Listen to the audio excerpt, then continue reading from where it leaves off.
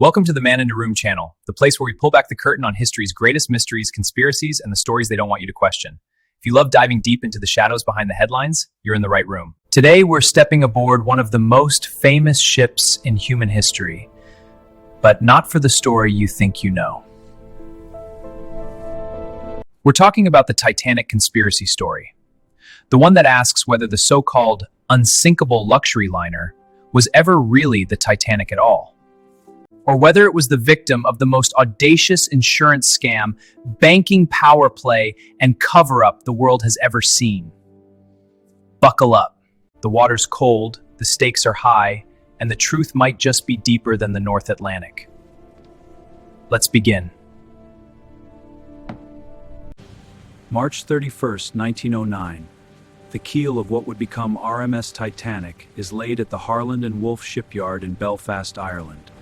She's the second of 3 Olympic-class liners ordered by the White Star Line, a company struggling to compete with Cunard's faster ships like the Lusitania and Mauretania. White Star's strategy? Forget speed. Build bigger, build more luxurious, build unsinkable. Her sister ship, the RMS Olympic, launches first in 1910 and enters service in 1911. Titanic follows, 882 feet long, 92 feet wide, displacing over 52,000 tons. 16 watertight compartments, double-bottomed hull, 4 towering funnels, though only 3 actually vent smoke. The 4th is pure show. She's a floating palace, Turkish baths, a gymnasium, a grand staircase lit by natural light through a glass dome, a Parisian cafe, even a squash court. First-class suites cost the equivalent of $100,000 today. The ship is marketed as practically unsinkable because she can float with any 4 compartments flooded. But from day one, there are whispers.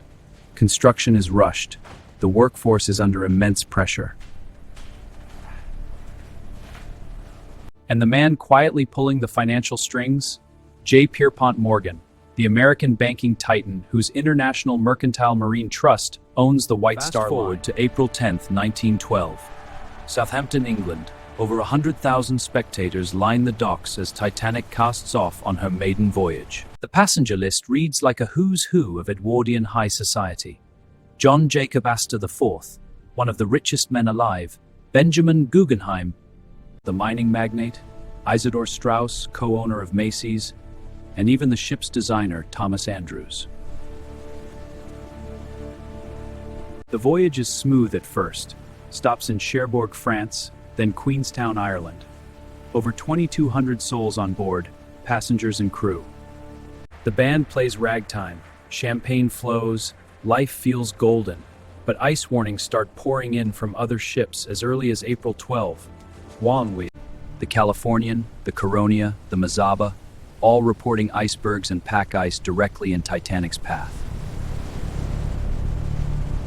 Captain Edward Smith, a seasoned mariner on his final voyage before retirement, presses on at near full speed, 22 knots.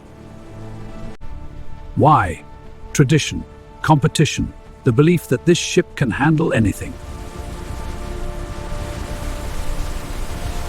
April 14, 1912. 11:40 p.m. ship's time. First Officer William Murdoch orders hard a starboard and reverses engines. Too late. The ship sideswipes the berg. An underwater spur tears a 300-foot gash along the starboard hull, popping rivets like buttons on a cheap coat. 5 compartments flood. Thomas Andrews, inspecting the damage below decks, delivers the death sentence. The ship has 1 to 2 hours at most. She was never designed for this. The next 2 hours and 40 minutes are pure chaos captured in survivor accounts. Wireless operators Jack Phillips and Harold Bride send the first SOS in history. Rockets flare into the night sky. The band plays on, reportedly Nearer My God to Thee. Lifeboats are lowered half empty because officers follow the outdated women and children first rule but also fear panic. Only 20 lifeboats for 1,178 people, a legal minimum that was tragically insufficient. At 2:05 a.m. the last lifeboat leaves. The stern rises, lights flicker and die. At 2:18 a.m., the ship breaks in two between the third and fourth funnels. The bow plunges. The stern hangs vertical for a moment, then slams into the sea at 2:20 a.m. Over 1,500 souls perish in 28-degree water. Hypothermia claims them in minutes. The RMS Carpathia arrives at 4:10 a.m. and rescues 705 survivors. Official inquiries on both sides of the Atlantic blame excessive speed, ignored warnings, and insufficient lifeboats. Captain Smith pushed for higher speed despite ice warnings. I did my duty. White Star Line pays minimal compensation. The world mourns and moves on. But what if that's exactly what they wanted you to believe? Enter the conspiracy theories that refuse to die. Theories that say the ship that sank that night was never the Titanic at all.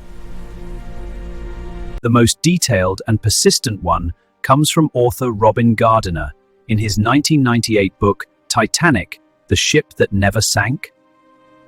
Here's how the story goes.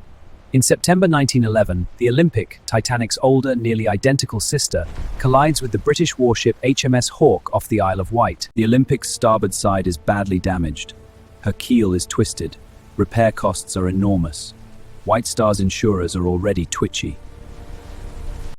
The Olympic is supposedly a financial lemon, too damaged to run profitably for decades. So, according to the theory, J.P. Morgan and White Star chairman J. Bruce Ismay hatch a plan. In March 1912, while both ships are back in Belfast for final work, they quietly switch them. The crippled Olympic is repainted, renamed Titanic, and sent out on the maiden voyage. The real Titanic stays behind, eventually becoming the Olympic and sailing profitably until 1935. The damaged ship, now masquerading as Titanic, is deliberately steered into iceberg territory. She sinks. White Star collects a massive insurance payout on the new ship. Morgan's company survives. Everyone wins, except the 1,500 dead, whose lives become collateral damage in the greatest maritime insurance fraud in history. Theorists point to some eerie coincidences that make your skin crawl. The ships were built side by side. Their interiors were almost mirror images, but not quite.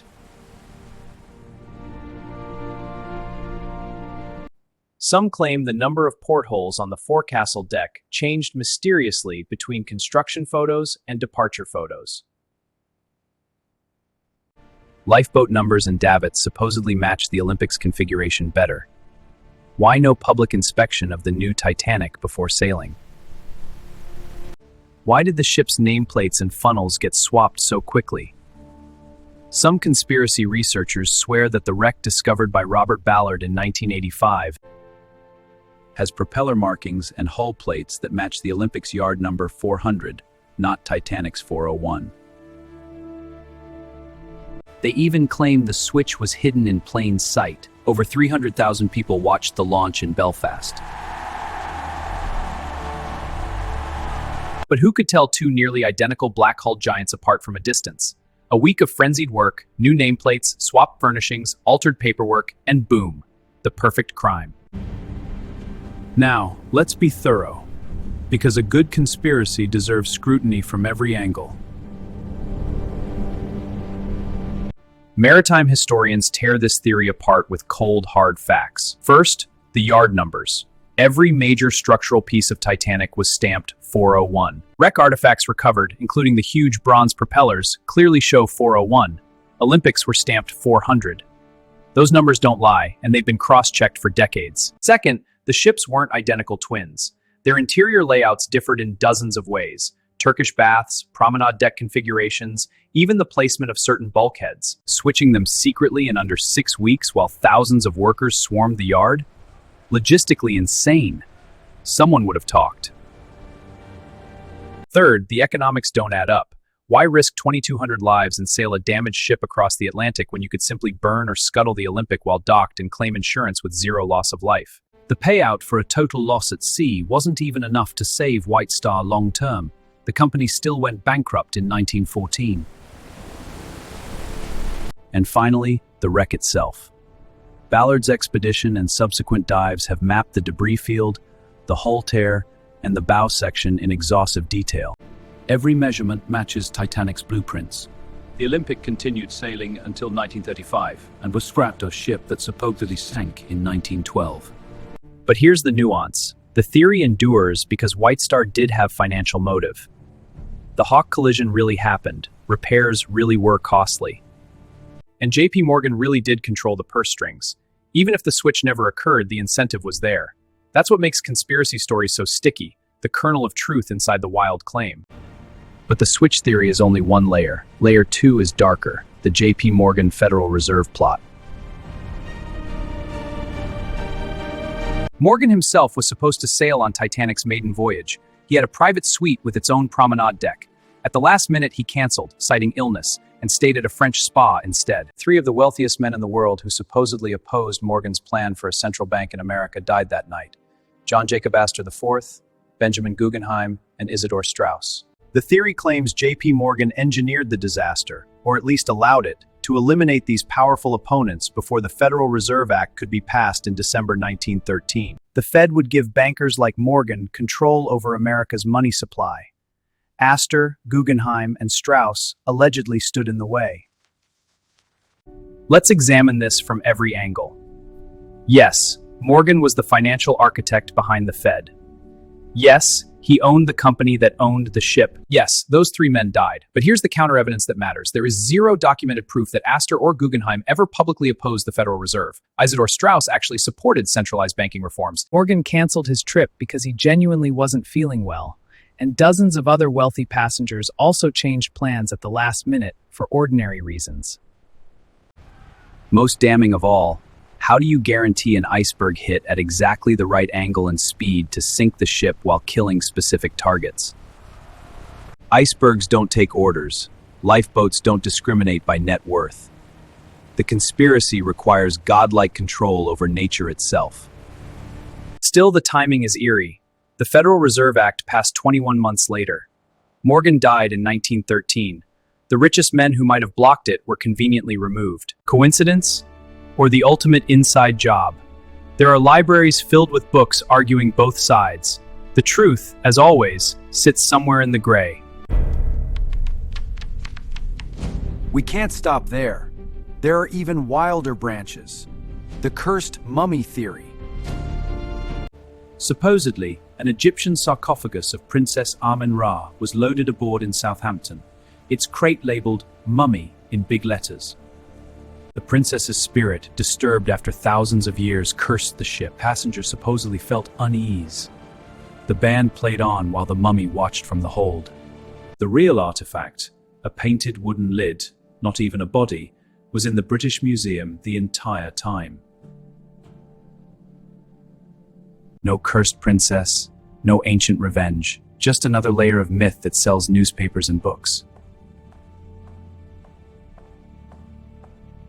Then there are the 1912 Jesuit conspiracy claims, the deliberate ramming theories, even allegations that the Californian was paid to ignore distress rockets.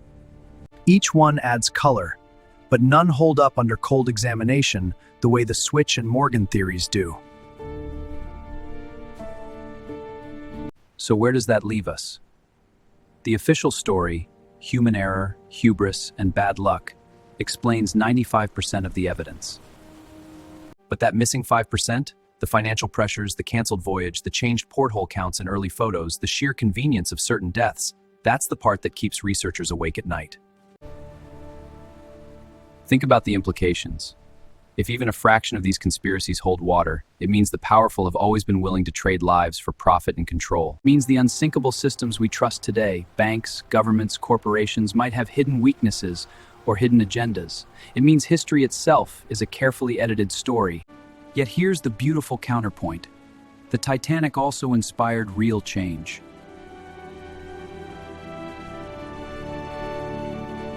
New lifeboat laws, the International Ice Patrol, radio regulations that still save lives. Out of tragedy came progress. Whether the sinking was accident or conspiracy, the human spirit rose above it. Survivors rebuilt and did it better. Families honored the lost. And we, a century later, still debate, still question, still refuse to let the truth stay buried. That's why we tell these stories. not to spread fear, but to stay vigilant, to remember that in the cold waters of history, the smallest detail can reveal the biggest lie.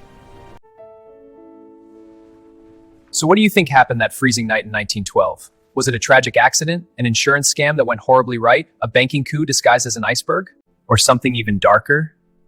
Drop your theories, your evidence, and your questions in the comments below. I read every single one. If this deep dive into the Titanic conspiracy story sent chills down your spine, do me a favor, smash that like button.